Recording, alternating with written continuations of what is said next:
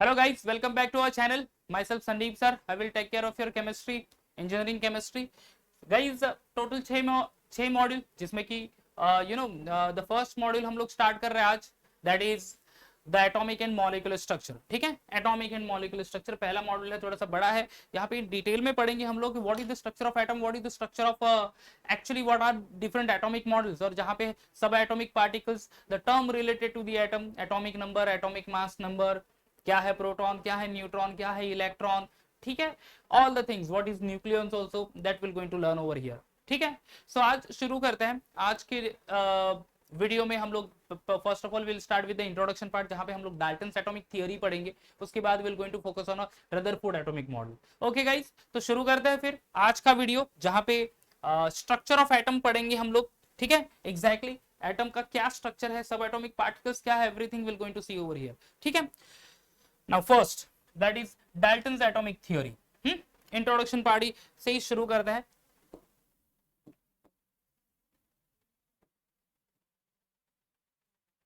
Yeah, introduction of this particular chapter, atomic and molecular structure.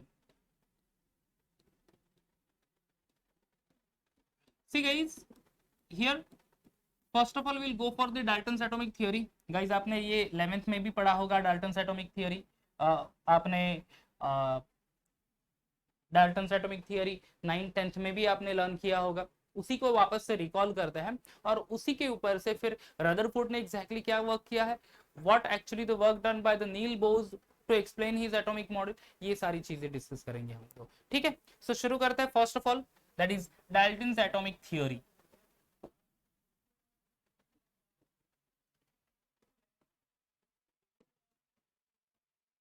Dalton's atomic theory और atomic structure. Guys, Dalton gives the 4 postulates which explains the structure of atom. ठीक है, which explains what is element, which also gives an idea about the compound as well. बराबर है, तो शुरू करते हैं पहले postulate से. According to the Daltons, all the elements are made up of small and tiny particle, and that small tiny particle is called to be atom. ठीक है, Daltons क्या कहता था, all the elements, ठीक है, all elements made of small and tiny particle, और वो tiny small and tiny particle को नाम क्या दिया है, atom. Okay, that is called to be atom only. समझ में आ रहा है? ओके, क्या कहता है Dalton's, that all element made up of small tiny particle and that small tiny particle is nothing but atoms. ठीक है गाइस, मैंने हाईलाइट कर दिया है एटम को. Understood? That is the first postulates of this one, Dalton's atomic theory. ठीक है, okay, आगे बढ़ते हैं फिर. नाउ एलिमेंट है, ठीक है, उसमें नंबर ऑफ एटम्स होंगे. जो भी नंबर ऑफ एटम्स होंगे, मिलियन और बिलियंस ऑफ एटम्स आ जाए. ठीक है, all these atoms which present in similar elements और in same element, you know, will have same size as well as same mass. Size और मास के साथ साथ उसका physical property as well as chemical property, ये भी क्या रहेगा, सेम रहेगा. सो इसी के बेसिस पे सेकंड पोस्टुलेट्स है डाल्टन्स एटॉमिक थियरी का. According to this theory, all the atoms or the element or all atoms present in the elements, all atoms of element, or you can say similar elements,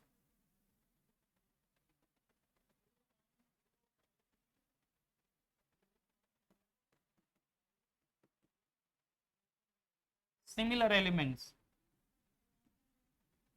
have same size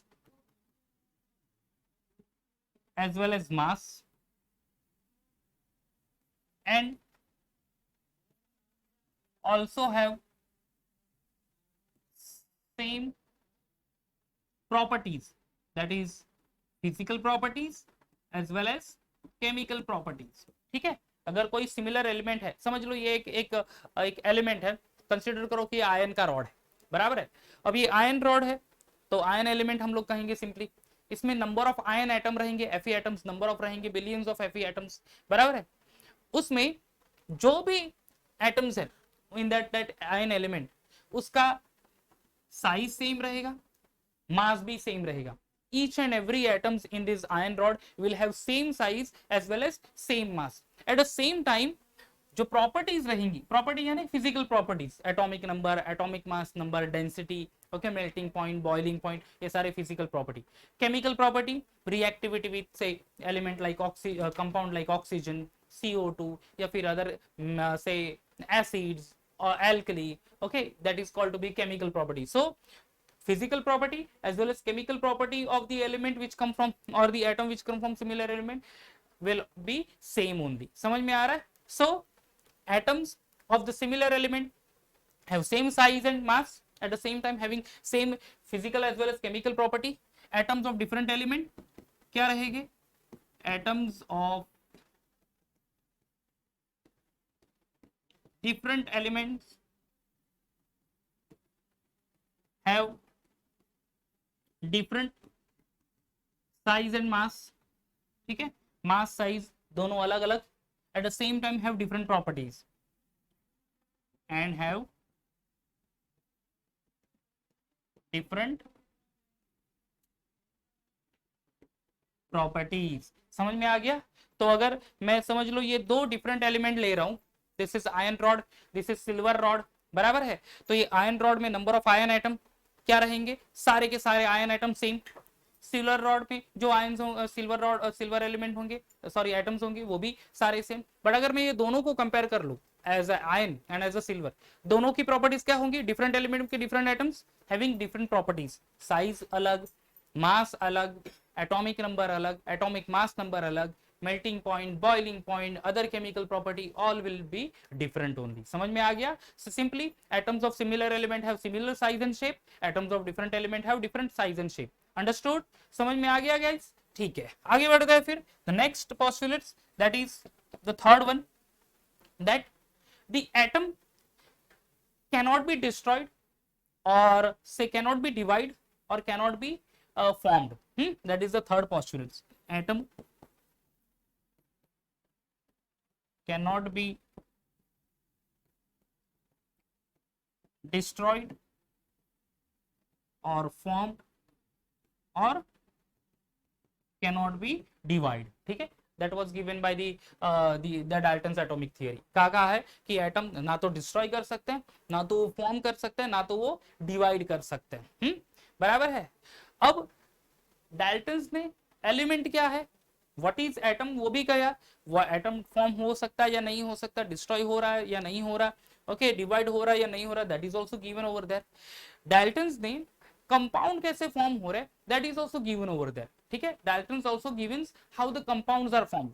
ठीक है, कैसे कहा है, how the compounds are formed. So देखो the fourth one, that is the fourth postulates. Now according to the Dalton's atomic theory, when the elements of different atoms of different element combine together, there is a formation of a compound. ठीक है, atom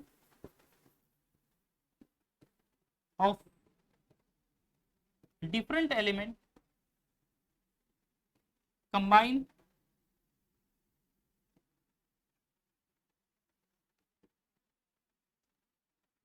to form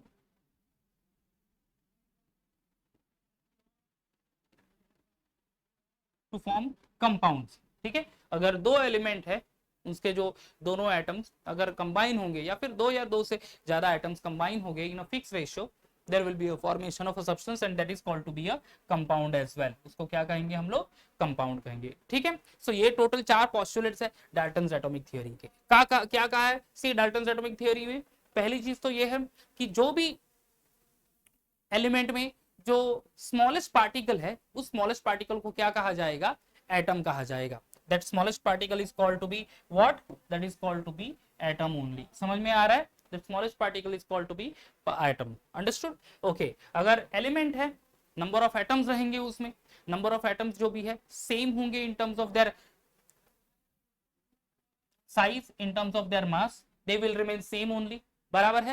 at the same time उनकी physical and chemical property भी same रहेगी. यानी कोई भी एक elemental species होगा या फिर पीस होगा, उसमें से नंबर ऑफ एटम्स निकलेंगे तो सारे आइडेंटिकल होंगे in terms of a mass, in terms of a size, as well as in terms of their physical and chemical property. Similarly अगर डिफरेंट एलिमेंट है, उसकी जो एटम्स होंगे वो भी डिफरेंट होंगे in terms of their mass as well as size as well as the property. ठीक है, so the atoms of different element have different size and mass as well as have different properties as well। समझ में आ गया, understood. Okay, आगे बढ़ते हैं। क्या कहा था कि atom cannot be destroyed, cannot be form as well as divide. ये इसका मतलब ये actually Dalton's atomic theory also you know obeys the law of conservation of mass और law of conservation of energy. क्या है फॉर्मूला? वो energy can neither be created nor be destroyed, बराबर है। इसी का मतलब क्या है? Mass can neither be created nor be destroyed. Mass होता है एटम का, यानी सिंपली हम लोग बोलेंगे कि atom can neither be created nor be destroyed during the chemical combination. समझ में आ रहा है गाइस? इसी का मतलब क्या है कि एटम को ना तो डिस्ट्रॉय किया जाएगा, ना तो हम लोग फॉर्म कर सकते हैं, ना तो उसको डिवाइड कर सकते हैं। एंड फाइनली अगर कोई भी एटम्स है, ठीक है, तो atom of different element combine together and there will be formation of a compound in a chemical reaction। अगर कोई chemical reaction होगी तो दो different element अगर और उसके different atoms combine हो जाएंगे in a fixed ratio, there will be formation of a substance and that is called to be a compound। So not only Dalton's explains what is atom, what is element, but also give an information about how the compounds are formed। ठीक है, also gives the information about how the compounds are formed। Understood guys? So this is all about the Dalton's atomic theory। तो ये एक theoretical explanation था about the atomic model, that is Dalton's atomic model। Now on the basis of experiment, the Rutherford put forward his atomic model। So now we in the next topic we're going to see the Rutherford atomic model। ठीक है, आगे चलते हैं for the Rutherford atomic model। Okay, first of all I'll write the heading।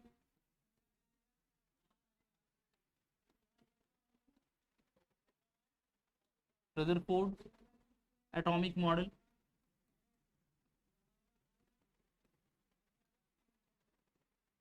Okay boss, Rutherford atomic model. चलो, Rutherford atomic model में first of all इसको अच्छे से लिख लेता है, just a minute.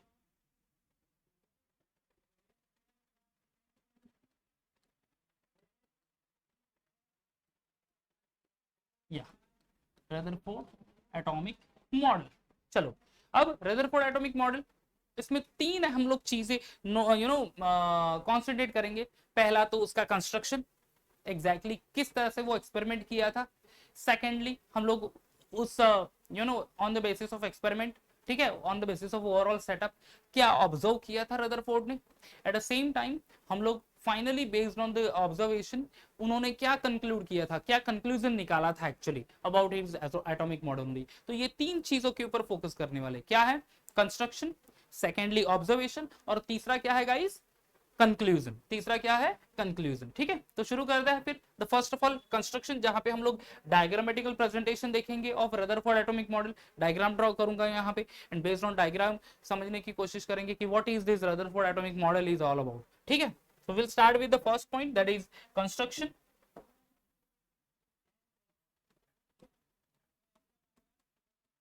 okay, now in case of a construction guys, I'm going to draw one diagram। यहाँ पे मैं एक डायग्राम ड्रॉ करूंगा जहां पे there is a gold foil in the centre. Gold foil के सराउंडिंग में रहेगा fluorescent screen made up of zinc sulphide only, और वो गोल्ड फॉइल के ऊपर बम्बार्ड हो रहा है अल्फा पार्टिकल। ठीक है, गोल्ड फॉइल के ऊपर बम्बार्ड क्या हो रहा है? Alpha particle. So guys consider करो कि ये एक से गोल्ड फॉइल है। Consider this is a gold foil only, बराबर है, ये एक थीन गोल्ड फॉइल है। उसको सराउंड हो रहा है से for example screen, zinc sulphide screen. ये है एक fluorescent screen.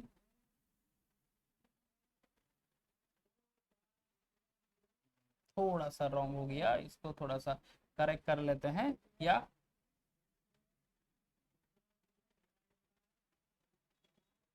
This way only. ठीक है, ये जिंक सल्फाइड स्क्रीन है।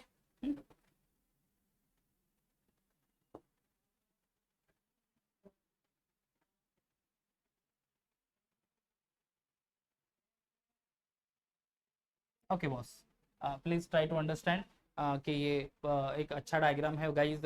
डायग्राम में थोड़े से हाथ ढीले हैं मेरे, so please try to understand this one.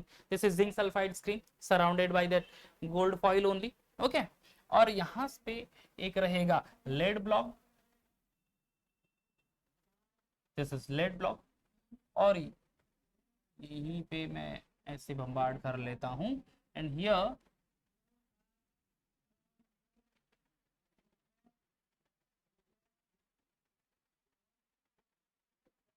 this is a block having source of alpha particle, ठीक है। ये source of alpha particle, guys alpha particle को क्या चार्ज रहेगा? What will be the charge of alpha particle? Positive charge. देखो radio active element है जो कि रेडिएशन इमिट कर रहा है, बराबर है। यहाँ पे रेडियो एक्टिव एलिमेंट है सिंपली जो रेडिएशन इमिट कर रहा है, रेडिएशन है कौन से? Alpha particle having positive charge. दूसरा होता है बीटा पार्टिकल नेगेटिव चार्ज, और चार्जलेस जो रेडिएशन इमिट होता है that is called to be gamma particle only, okay. ये है लेड प्लेट, पीबी प्लेट, बराबर। ये अपना गोल्ड फॉइल,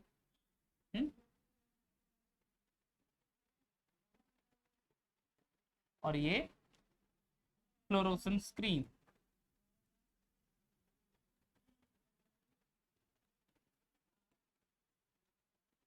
सिंपली ये नेमिंग, अंडरस्टूड, ओके। तो जैसे ही समझ लो कि या this source of alpha particle bombard on the surface of a gold, what will happen, ठीक है। ये तो पूरा कंस्ट्रक्शन हो गया, ये मैंने डायग्राम तो ये कर लिया। Now I M will go for the construction. हम लोग अभी सॉरी कंस्ट्रक्शन नहीं, ऑब्जर्वेशन, यहाँ पे ऑब्जर्वेशन नोट करेंगे। दो ही ऑब्जर्वेशन है, दो चीजें ऑब्जर्व की थी रदरफोर्ड ने, करेक्ट। क्या था पहला कि once the gold foil is bombarded by the alpha particle, ठीक है, उन्होंने ऑब्जर्व किया था कि maximum this alpha particles are passing through the gold foil. ये अल्फा पार्टिकल पे सेंट्रली बम्बार्ड हो रहा है, and maximums are passing through the gold foil only, ठीक है, in a straight direction only. ये पास ऑन हो रहा है, समझ लो। few of the alpha particles deviated at a certain angle, इस वजह से, and very few alpha particles are written back, ठीक है, very few alpha particles are written back in this way, ठीक है। ये देखो, okay.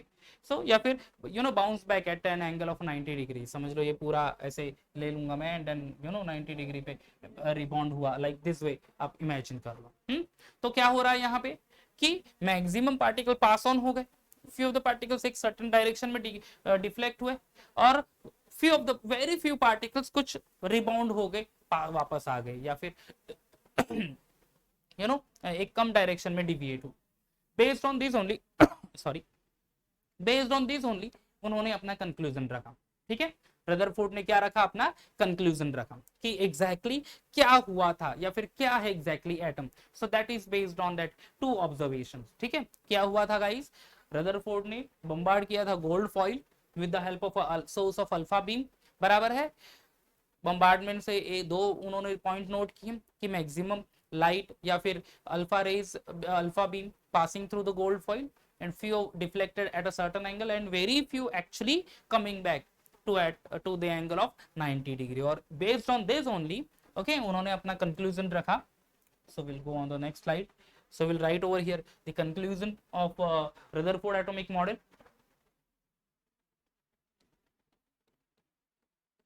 Conclusion of Rutherford atomic model. पहली चीज तो उन्होंने नोट की थी based upon the observation is कि atom contain a very small particle in the center, ठीक है, very small particle in the center, and that small particle is known to be nucleus, ठीक है, that small particle is known to be a nucleus, and that nucleus do have a positive charge particle as well, ठीक है, that smaller size nucleus which present in the say center of an atom, okay, which do have a charge, कौन सा charge है? Positive charge है, और उस positive charge particle को उन्होंने नाम दे दिया क्या? प्रोटॉन, अंडरस्टूड, क्या नाम दे दिया? प्रोटॉन, ठीक है। सो क्या है? Atom consist of a small size species at the centre that is called to be nucleus. Nucleus is positively charged, and that positive charge is because of the particle present in the nucleus, that is proton. Understood? तो simply Rutherford ने positive charge particle को नाम दे दिया क्या? Proton. और वो कहां पे सिचुएटेड होते हैं, कहां पे प्रेजेंट होता है वो? Centre of an atom. और उस सेंटर को क्या नाम दिया है? प्रोटॉन. समझ में, सॉरी न्यूक्लियस. समझ में आ गया guys? So in the centre nucleus will be there having positive charge proton. Understood? Positive charge proton, that is one thing. Okay, around the nucleus दूसरी चीज उन्होंने कही around the nucleus. ठीक है, क्या है? the electrons are revolving. Electron को है नेगेटिव चार्ज गाइस. ठीक है, तो electrons are negatively charge. So around the nucleus electrons are revolving in a fix circular path, और वो फिक्स सर्कुलर पाथ को नाम दिया उन्होंने ऑर्बिट. ठीक है, so I will write over here the electrons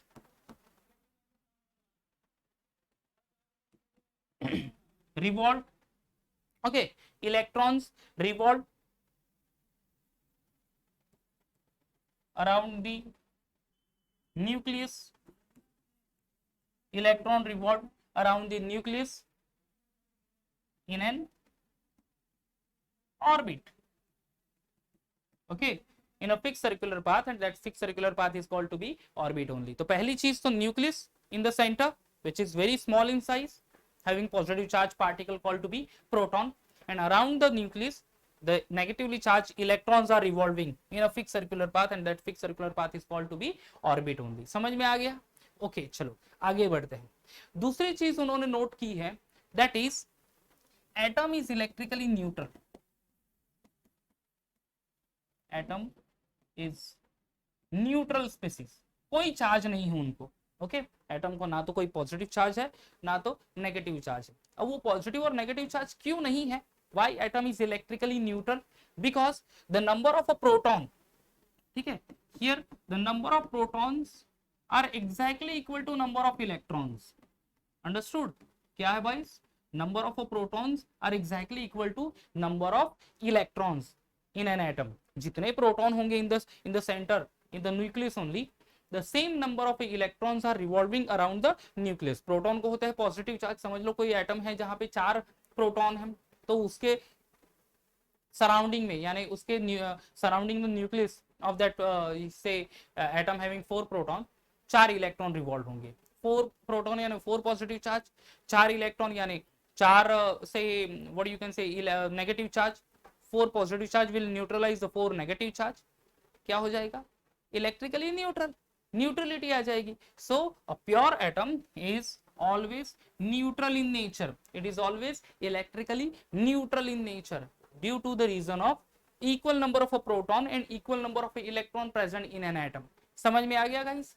and finally एक और चीज उन्होंने नोट की, या फिर एक और चीज उन्होंने मेंशन की, that is the mass of an atom. ठीक है, मास ऑफ एन एटम. उन्होंने कहा कि mass of an atom, because the mass of an atom is actually concentrated in the centre. ठीक है, concentrated in centre. So I will write here the mass of an atom is concentrated in center, that is nucleus. ठीक है, concentrated in center, that is in nucleus only. बराबर है? तो मास कहां पे concentrate है? In the centre. यानी maximum mass जो कैरी होगा of an atom, that is given by nucleus only, because electron, no doubt electron revolve हो रहा है around the nucleus, but electron having negligible mass. बराबर है? इलेक्ट्रॉन को निग्लिजिबल मास होता है. Understood? And that's why you know maximum mass is concentrated by the nucleus having the proton in it. Along with that एक और charge species होता है, that is discussed by the later on by the different scientists only. तो वो हम लोग बाद में डिस्कस करेंगे. But in this case atom having nucleus in the center which having positive charge species, और वो positive charge species को क्या नाम दिया है? क्या नाम दिया है? Protons. Understood? Okay. Next thing, electron revolving around the positive charge nucleus in a fix circular path, और सर्कुलर पाथ को क्या नाम दिया? Orbit only. अंडरस्टूड? दूसरा, एटम इलेक्ट्रिकली न्यूट्रल है क्योंकि number of electron and proton, positive and negative charge जो है वो इक्वल रहेगा. And the mass of an atom is only concentrated, only and only concentrated in the centre of the atom, that is in the nucleus only. And because electrons having negligible mass. So these are the four conclusion made by the Rutherford atomic model. बराबर है, Rutherford atomic model ने ये कहा हम. Along with that, he also says that the electron revolving around the nucleus in a fixed circular path and it used to emit the energy as well. और वही actually एक reason था कि वही एक्चुअली एक डिमेरिट्स या फिर limitations है एक्चुअली रदरफोर्ड एटॉमिक मॉडल के. So will going to discuss now what is that drawback of Rutherford atomic model as well. ठीक है, रदरफोर्ड एटॉमिक मॉडल के ड्रॉबैक्स या फिर लिमिटेशंस क्या है, that also will going to see over here. ठीक है, देखो क्या क्या हमने डिस्कस किया है यहाँ पे, सी ओवर हियर. पहला तो Dalton's atomic model, four postulates जहाँ पे theoretical explanation था of atomic structure. Rutherford atomic model based on structure, जहाँ पे रदरफोर्ड ने अल्फा पार्टिकल बम्बार्ड किया ऑन द गोल्ड फॉइल और वहां पे ऑब्जर्वेशन के बेसिस पे उन्होंने अपने कंक्लूजन रखे. ठीक है, and then after will going to discuss the limitations, और लिमिटेशंस के बाद फिर जो टर्म्स एंड ऑल आते हैं, and then the other part will going to discuss over there. ठीक है, चलो तो शुरू करते हैं फिर. लिमिटेशंस एग्जैक्टली क्या है limitations. Okay guys, limitation of या फिर drawbacks of Rutherford atomic model. ठीक है, drawbacks of Rutherford atomic model. देखो गाइस, दो लिमिटेशन थे और दोनों कहूंगा मैं दोनों मेजर लिमिटेशंस थे एक्चुअली रदरफोर्ड एटॉमिक मॉडल के. पहली चीज तो उन्होंने ये कही एक्चुअली, और वी कैन से कि वो फेल हो गए to explain the behaviour of an electron. ठीक है, first of all Rutherford model failed to explain. First, it failed to explain the behavior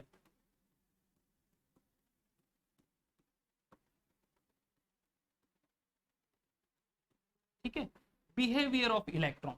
electron किस तरह से बिहेव कर रहा है वो एक्चुअली प्रॉपर वे से एक्सप्लेन नहीं कर पाए रदरफोर्ड. अंडरस्टूड. रदरफोर्ड क्या कर पाए कि they are not able to explain properly how the electrons are behaving actually. ठीक है, तो बिहेवियर ऑफ इलेक्ट्रॉन्स नहीं प्रॉपरली एक्सप्लेन हुआ. That is one thing. And the most important part, or you can say the major drawbacks of this Rutherford atomic model is it failed to explain the stability of an atom. ठीक है, it failed to explain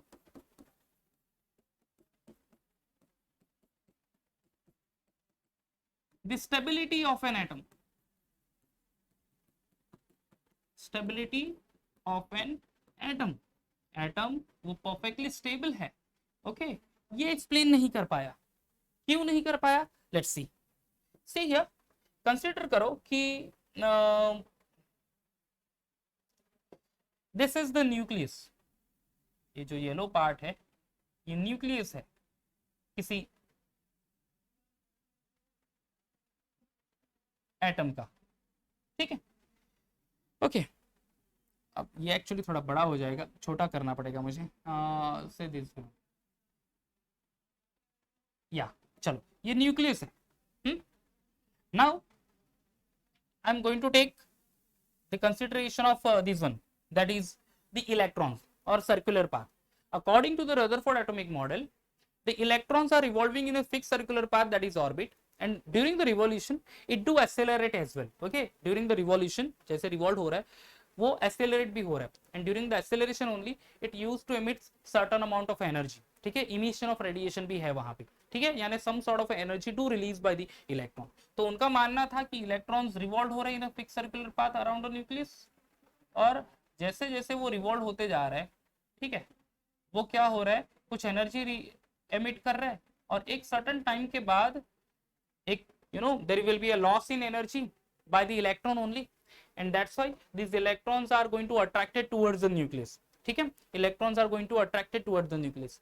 simply according to the Rutherford atomic model, atoms are not stable. समझ में आ रहा है? According to the Rutherford atomic model, atoms are not stable only. समझ में आ रहा है गाइस? ओके, तो अगर एटम स्टेबल नहीं है, बराबर है, बट वो तो हम लोगों ने डाल्टन्स एटॉमिक मॉडल में पढ़ा है.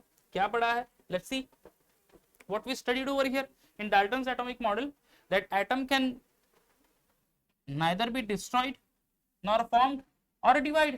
एटम को ना तो हम लोग डिस्ट्रॉय कर सकते हैं, ना तो वो फॉर्म होगा, या फिर ना तो उसको डिवाइड कर सकते हैं। अंडरस्टूड? यानी जो लॉ ऑफ कंजर्वेशन ऑफ मास है, ठीक है, वो सेटिस्फाइड नहीं कर रहा Dalton's atomic model. You got the point? The law of conservation of मास है, that is not satisfied by the Rutherford atomic model only, and that's why ये एक मेजर सेटबैक था एक्चुअली रदरफोर्ड एटॉमिक मॉडल का, कि उन्होंने कहा कि atom is not perfectly stable, क्योंकि around the nucleus in an atom the electrons are revolving in a fixed circular path, but during revolution it do emits a certain amount of radiation, small quantity of radiation, simply small quantity of energy, and due to that reason only after sometimes the electron do attracted towards the center, that is towards the nucleus only, and in terms we can say that the atom going to destroy, but ऐसी चीज होती नहीं है actually. और इसी को फिर overcome कर लिया नील बोज ने, ओके, और उन्होंने अपना एक एटॉमिक मॉडल हमारे सामने रखा। समझ में आ गया गाइस? तो क्या है दो ड्रॉबैक्स रदरफोर्ड एटॉमिक मॉडल का? पहला तो it fail to explain the behaviour of electron, second it also fail to explain the stability of an atom. समझ में आ गया? अंडरस्टूड?